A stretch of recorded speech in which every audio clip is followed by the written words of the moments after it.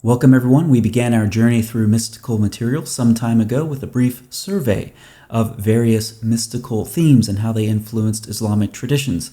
From there, we proceeded to Muhammad specifically to look at how Muhammad dabbled with Merkava mysticism. We looked at those fascinating stories of Muhammad and his contemporary Ibn Sayyid, the Jewish mystic with whom Muhammad competed.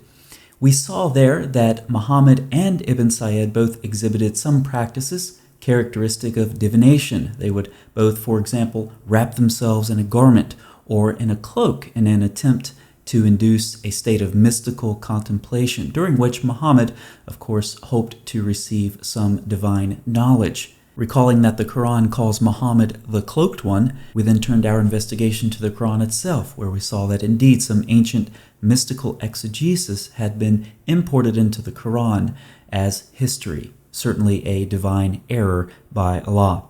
Every video I've mentioned so far is in the pinned comment. I'll leave it to you to catch up if you need to. In this video, we're going to pick up where we left off and carry that Solomon and Queen of Sheba story a bit further. But when she saw it, that is the palace, she thought it was a body of water and uncovered her shins. Now this text should be familiar from our previous video on the topic. When we look at the second Targum of Esther, we see some interesting details added. You know the story well by now. Solomon heard that the Queen of Sheba was coming. He arose and sat in a glass house. The Queen of Sheba saw that he was sitting in a glass house and thought that he was sitting in water. So she lifted up her robe to wade across, and Solomon saw that she had hairy legs. Solomon responded by saying to her, "You are exceedingly beautiful as a woman, but your hair is the hair of a man." Now what we're going to see in this video is something that we've seen over and over and over and over again. Please watch my video, How Islam Shaped Its Sources, if you want more specific examples of how Muslims would take over prior existing narratives and shape them to suit their purposes. They made up history or changed history to suit their theological tastes.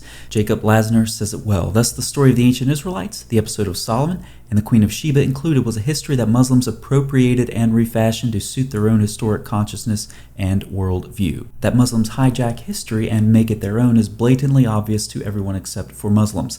Now, both the Quran and the second Targum of Esther leave out critical details necessary for understanding the story. Christopher Morey Jones draws the natural conclusion. These considerations indicate that the second Targum of Esther and the Quran are both alluding to a traditional story, which is assumed to be familiar to the reader. Since both of these sources were probably written during the 7th century, the story itself must be older still. Now, of course, you notice that very conspicuous feature of the Queen of Sheba that we looked at earlier. She had hairy legs. Indeed, Solomon said, "Your hair is the hair of a man." But does this detail show up in Muslim sources too? It sure does, and in doing so, it provides further support that both the Quran and the Targum are relying on an earlier folktale. In most early Muslim commentaries on the passage, this detail is an integral part of the tale. So let's read such an example from an 11th century Islamic commentator. The queen walks into the palace. She thinks part of it is water. She lifts up her robe to keep it from getting wet. And Al-Talibi tells us she had the most beautiful ankles and feet that any human could have, but her ankles were most certainly hairy.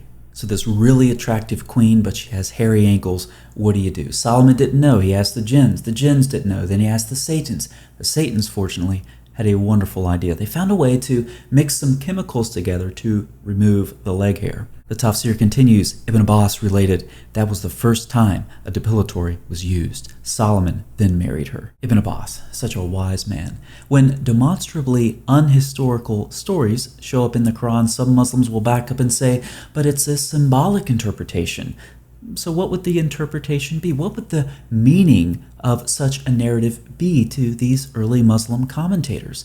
Well, in part, it became a story about the subjugation of women, especially those who step outside of their gender roles and assume a position of leadership. Remember what Solomon said, "Your hair is the hair of a man." The queen wasn't supposed to be in charge. She was a woman with manly characteristics, and the hairiness of her legs was one way of communicating that she had crossed gender boundaries, just as, birthed from her jinn mother, she had crossed ontological boundaries. So again we ask, what is the purpose of this narrative? It seems to be about gender boundaries. Presumably, the gender-related issues that link Muslim and Jewish sources were so powerful and spoke so directly to the Muslim concerns that they became central to the larger Islamic saga of Solomon and the Queen of Sheba. Be that as it may, the theological agenda of the Quranic text and the need to Islamicize the ancient history of the Jews creates a parallel story requiring a second explication of the text. Since the Quran leaves the event so inadequately narrated, as always, it certainly does beg interpretation, and interpretation is what it got. The meaning of the queen's hairy legs is not difficult to understand. They are symbolic of her wild and untamed masculine nature and of her arrogation of the male prerogatives of rulership and power. In a woman, according to these writers, such qualities are repugnant, no matter how desirable she otherwise may be. Perhaps the purpose of this story is Allah teaching that a woman ruler crosses gender boundaries and must be subjugated. I think Muhammad would agree. When the Queen of Sheba was mentioned to him, he said, "No society prospers that allows a woman to rule over them." But some Muslims might object that this isn't in accordance with the teaching of the Quran. Allah treats men and women equally. But I would like to ask, does it really? Is there any hint in the Quran of favoritism of men over women? Is there any hint of anti-woman bias or misogyny in the Quran? Yes, there is. There's more than a hint. There is an explicit trajectory of anti-woman bias that weaves its way through the text of the Islamic Holy Scripture. Call in 2 of your men as witnesses, and then referring to sons as witnesses. If there are not 2 men, then a man and 2 women. Verses like this make one wonder why women aren't mentioned, or if they are, they're clearly inferior to men. In other cases, the silence on women is deafening. God has given you sons and grandsons. What about daughters? On Judgment Day, one will flee from his brother, mother, and father, his consort, and his sons. And when daughters are mentioned, the Quran clearly prefers sons over them. What's the proof for that? Well, let's start with angels, who in the Quran are called daughters of God. This is what we see, for example, in Surahs 16 and 17. They assign daughters to God, or a rhetorical question: has your Lord distinguished you with sons and taken for himself females from the angels? So you can see the problem here. In calling angels the daughters of Allah, Allah is offended. Do the believers have sons while Allah has daughters? This question is repeated several times. Does Allah have daughters while you have sons? Do you have male offspring while Allah has female? Has Allah chosen daughters over your sons? Has Allah taken daughters and singled you out with sons? Perhaps this is why you have boys in paradise. No one wants those daughters.